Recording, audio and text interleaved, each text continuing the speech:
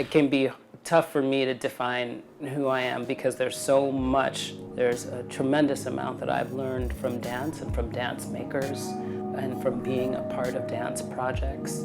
I have a particular choreographic process, but I think there's a choreographic process and there's a writing process, and I feel like those two for me become intertwined. With my partner who directs and designs, I think there's a lot of information he gets when he starts to make a space or think about an architecture of space and how things are placed and how the audience is placed in relationship to the people who are performing. We start to think of sort of all of the different energies and all of the different narratives that start to emerge around those ways of thinking. My name is Okwui Okpokwasili, and I'm a Brooklyn artist, and I make work that is at the intersection of theater, dance, and maybe installation. For me, to be the performer and the writer, the creator of the work is a kind of, it feels really natural and it feels very good. I am an artist. It's a hard thing to claim for me sometimes, especially too because there's artist as visual artist, as artist working with material and ephemera or with things that can be touched or preserved or held. And so there is part of the language of claiming artists that's still kind of connected to that particular discipline. But no, I'm an artist. I guess I've been claiming I've been claiming it for a long time now. We start to think of sort of all of the different energies and all of the different narratives that start to emerge around those ways of thinking.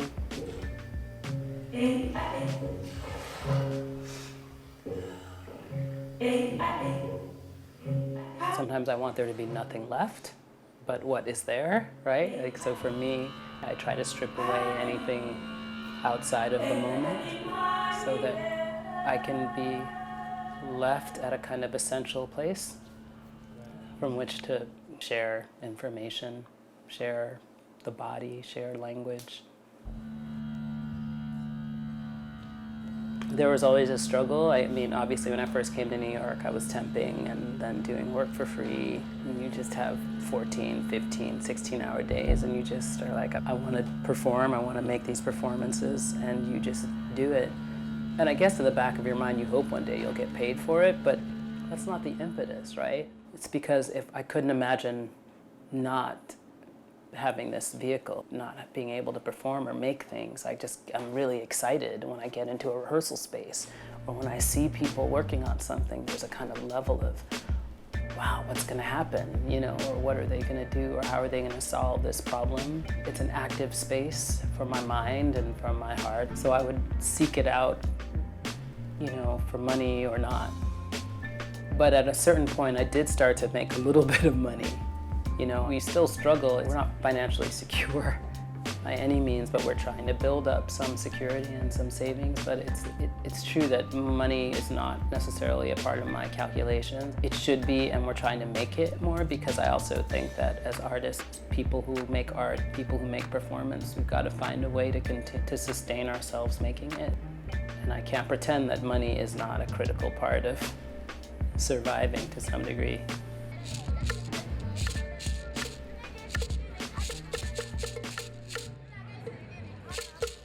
It's still hard to think about money because I don't want to say no to a project because there's no money involved, but I am now trying to calculate, like I have to get a Metro card, like I have to now add in the cost of a babysitter, and then there's also the cost of time.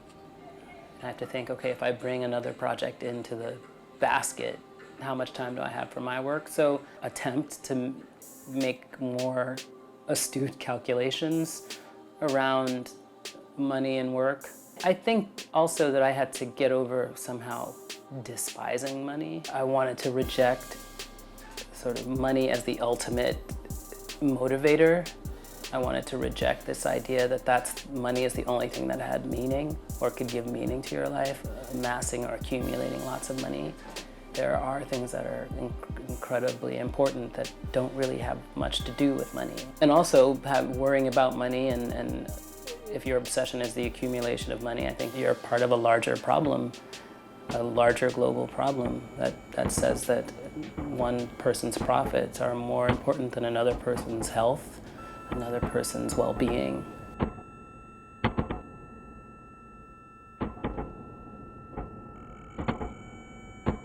In the work that I do and in what I set up, I do hope for some sort of essential transmission between the audience and the performer, right? And so then I'm often in the work that I do, there isn't an obvious beginning.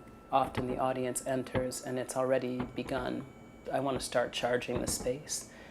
You know, I don't want the curtain to come up and it's like, okay, now we're all in it. But I want to start to sort of put some energy into a space because I believe in this strange, invisible, energetic field. And I want to start to charge it so that an audience can come in to that charge and be transformed in some way, be connected, let go of what was outside, let go a little bit of the work day and just come into the space and meet me there. That's what I hope. And my transformation too, in them coming and sharing these moments with me.